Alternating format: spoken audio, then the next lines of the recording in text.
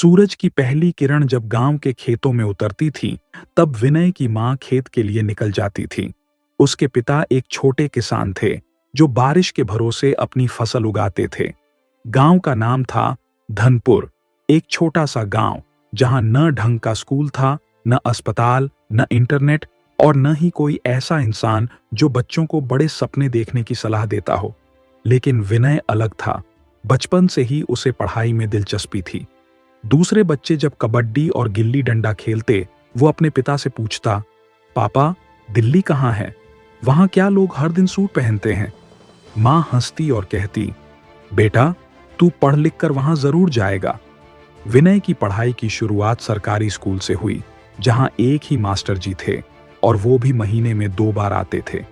किताबें पुरानी थीं, कुर्सियां टूटी हुईं और पंखा तो कभी चला ही नहीं। फिर भी विनय का हौसला कम नहीं होता था। रात को खेत से लौटकर जब सब सो जाते, विनय लालटेन की हल्की रोशनी में बैठकर किताब पढ़ता। कभी कभी तेल खत्म हो जाता तो वह चांद की रोशनी में भी पढ़ने की कोशिश करता। उसके पास न कोई ट्यूटर था, न गाइडेंस, बस एक सपना था, यूपीएससी पास करूंगा और कुछ बड़ा बनूंगा। जब गांव में किसी ने पहली बार कहा आईएएस बनना है, तो लोग हंस पड़े।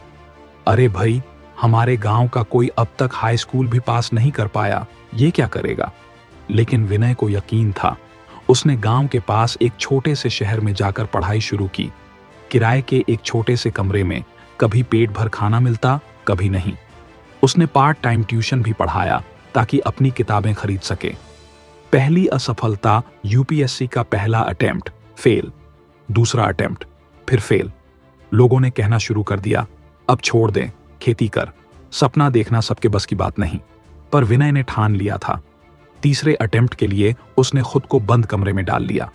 कोई शौक नहीं, कोई डिस्ट्रैक्शन नहीं, सिर्फ किताबें, अखबार और मॉक टेस्ट। सपने की उड़ान तीसरे अटेम्प्ट में जब उसका नाम मेरिट लिस्ट में आया, तो वो खुद भी यकीन नहीं कर पाया। गांव में जैसे दिवाली आ गई। जिसने उसका मजाक उड़ाया था, वही लोग अब मिठाई बांट रहे थे। विनय आईएएस अफसर बन गया था। जब ट्रेनिंग के बाद उसकी पहली पोस्टिंग हुई, तो उसने अफसर बनकर जो पहला कदम उठाया, वो था अपने गांव में एक स्कूल बनवाना।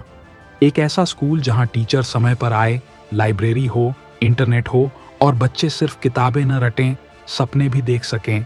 गांव में बदलाव अब धनपुर बदल चुका है। वहां के बच्चे जानते हैं कि यूपीएससी क्या होता है, आईआईटी कहाँ है और कैसे दुनिया में कुछ भी मुमकिन है। विनय हर महीने गांव आता है, बच्चों से मिलता है और कहता है, तुम्हारे अंदर मुझसे भी बड़ा अवसर छुपा है, बस उसे जगाओ। सीख, अगर हिम्मत और मेहनत साथ हो तो कोई भी सपना छोटा नहीं होता, चाहे वो किसी भी गांव के किसी भी कोने में देखा गया हो। अगर तुम चाहो तो इस कहानी को मैं ऑडियो स्क्रिप्ट, नाटक या बच्चों की किताब के रूप में भी बदल सकता हूं। बताओ कैसी चाहिए?